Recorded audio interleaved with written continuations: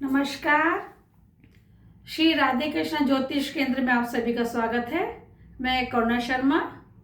मैं आज आपको होली के अवसर पर जो टोने टोटके या कोई किसी के लिए बुरा सोचता है या कोई बुरा करता है, तो अगर किसी को इन सब चीज़ों का डर है या उनके साथ हो रहा है तो उन्हें अपना बचाव कैसे करना चाहिए इसके बारे में बताऊंगी।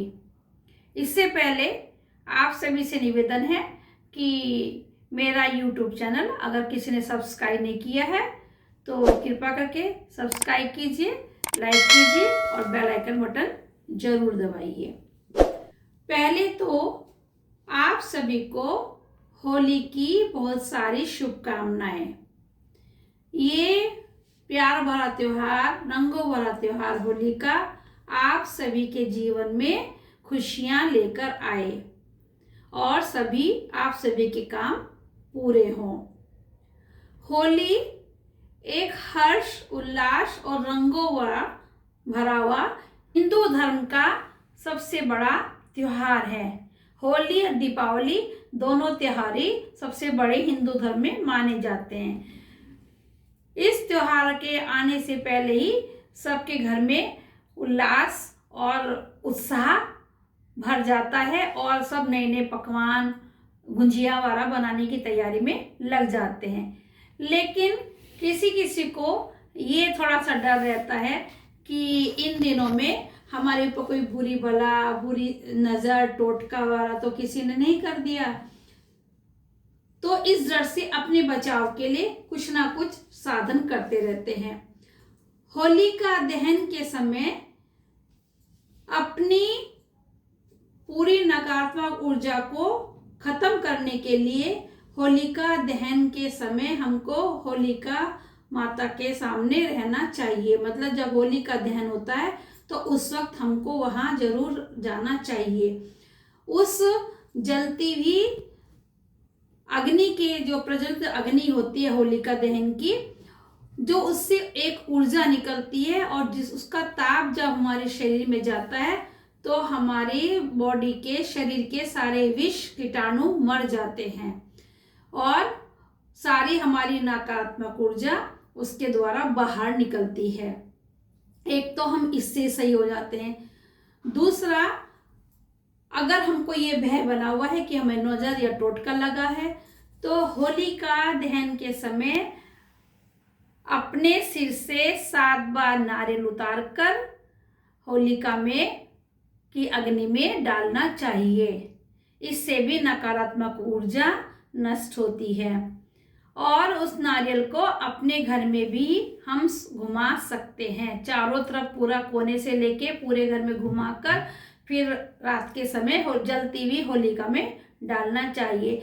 नारियल एक ऐसी चीज है, जटा वाला नारियल, उसके अंदर जल होता है और एक ठोस पदार्थ भी होता है जो गोला होता है। तो जल के अंदर सारी नकारात्मक ऊर्जा, शक्ति सोखने की एक शक्ति होती है, क्षमता होती है जल के अंदर। जब भी आप देखिए कोई बेहोश हो जाता है तो हम जल का छिड़काव करते हैं, या किसी को कुछ भी हो जाता है तो हम उसको जल पिलाते हैं, मूर्छा जाती। तो जल के अंदर इतनी शक्ति होती, इसलिए हम नारियल का प्रयोग भी करते हैं प्रत्येक पूजा में। जलती हुई होलिका में हमको उसकी जो थोड़ी भस्म होती है, जब वो थोड़ी ठंडी हो जाती है तो उसमें उसको घर लाकर या वहीं पर पीली सरसों जला लीजिए और अपने घर में वर्ष भर तक रखिए।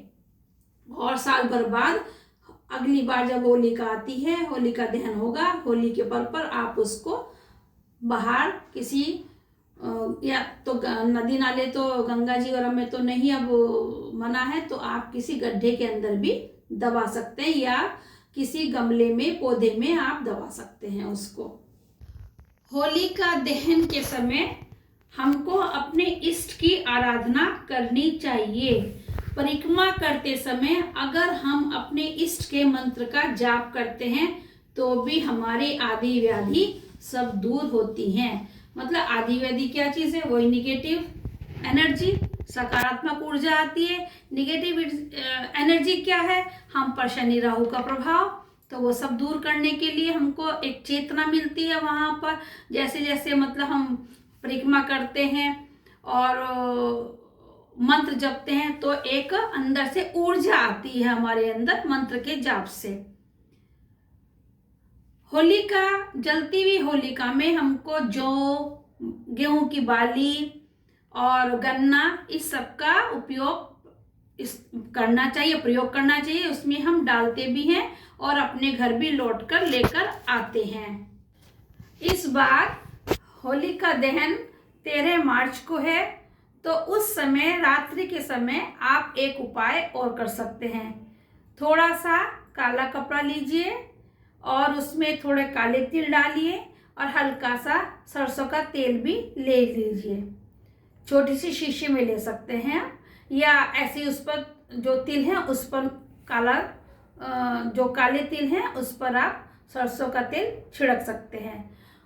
उसकी पोटली बनाकर अपने ऊपर से 7 बार उतारकर जलती हुई होलिका में डाल दीजिए। इससे जो लंबे समय तक आपको कोई भी बीमारी या कोई भी शारीरिक कष्ट चला आ रहा है या कोई नज़र दोष है या आपको दवाई नहीं लग रही है, तो आपको उससे आराम मिलेगा।